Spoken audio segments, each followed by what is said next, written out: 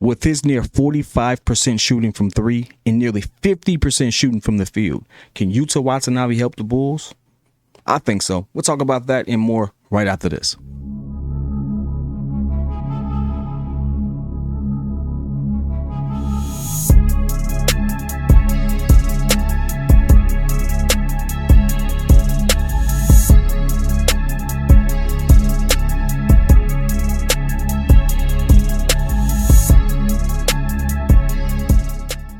Listen, if you're new to the channel, it's your boy P Kid with the Win City Breeze, talking Chicago sports at Chicago Talks. Appreciate you all coming through, man. Again, like, share, subscribe. Let's get into the video. At this point, we all know exactly what the Chicago Bulls need, and it ain't another two guard. It really ain't another center. I really think that us re-signing Vooch is a plus. I think that's going to get done. Well, they need shooters around them, and that's the one thing that we haven't had. And I'm not expecting the players on this particular roster to go out into the offseason and come back look like Reggie Miller. It ain't finna happen. I ain't never seen it happen. It ain't going to happen today. But there are a couple players who have been on teams, played on teams with other good players, played on teams with legendary players who actually played that role in which they were, you need to be ready. In the corner, knocked down, all of that. And one of them is Yuta Wantanabe. And I know, every time I hear that name, I just think of the Kanye song. But at this point, I have to really break down. Yuta Wantanabe is not only an unrestricted free agent, but guess what? He actually shot 44% from three, which is amazing to me. Like, really good. Now, here's the thing. It wasn't just a couple games. He played about 58 games. He's a rotational player, so he didn't start all 58, but he played 58 games, had about 16 minutes a game, and when he came in, his presence was known. Yuta was one of those names that you absolutely heard when you saw the Nets with KD and Kyrie go on a tear and actually win and have a winning record in the East. They actually had a good team with them.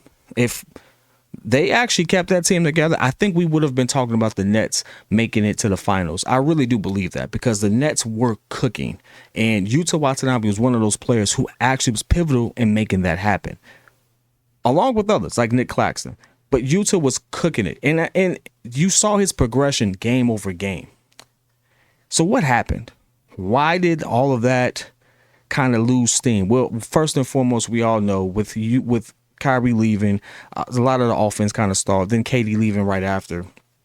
All of that pretty much happening simultaneously. And all the wing players that the Nets acquired, you think of the Mikal Bridges, a couple other players they got. We know who they have over there. With those two trades and things working out, Yuta Watanabe got pushed to the back end. In fact, he actually found himself out of the rotation just because they had a plethora of talent who were already starters on other teams.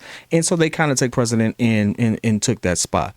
Does that mean he's a bad player? No. In fact, I think it's just one of those situations where he's a victim of circumstance.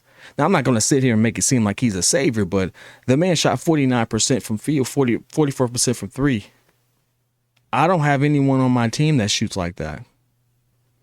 Anyone of my role players, at least. I don't have anyone on my team that does that. Now, I know what people are going to say, but he's a small forward. Where you're going to fit things of that nature? Again, he's a rotational piece. And we need to be able to have rotational pieces on this particular team. And it's really important that you understand this. Not only do we need rotational players on this particular team, we need some to come at a very team-friendly price point. Because if the rumors are true and the history proves to be true, we ain't flirting with no luxury tax no time soon. If we do, hey, great. Let's go get some other shooters. Let's get better players. But if not, then you need to find and find players who can actually come be beneficial, be productive, and actually do what we need them to do. Yuta kind of does that. Yuta played on a contract that was like 1.9.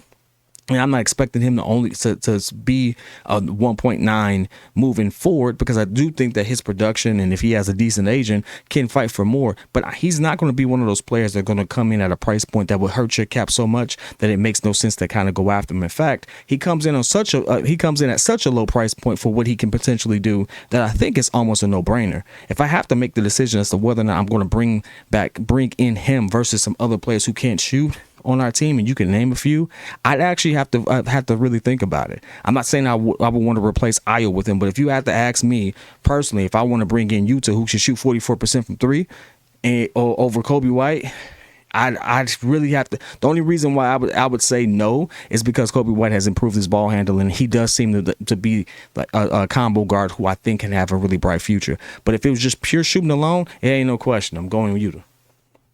And it's not even biased. The man shoots better.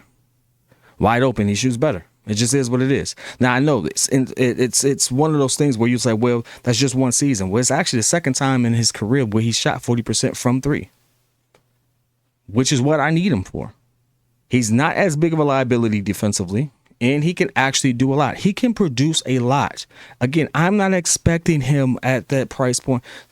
I'm not expecting him to be a world breaker. And that's what a lot of fans need to stop. You think every move needs to be this pivotal, groundbreaking thing. It's not. You build a team based off of your weaknesses, and we are weak at the three-point shooting perspective.